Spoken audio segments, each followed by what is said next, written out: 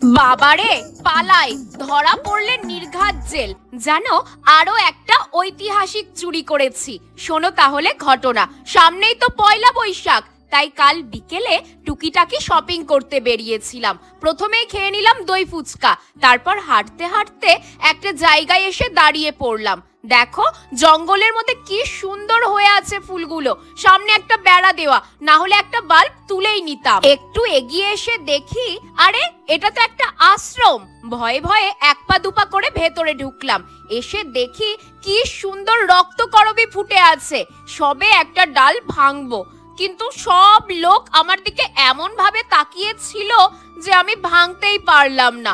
অগত্যা বেরিয়েই এলাম। কিন্তু আমার ভাগ্যে তো অন্য কিছুই ছিল। আশ্রমের বাইরে একটা সুন্দর কাঠচাপা গাছ, আর তাতে একটা ফুলও ধরেছিল।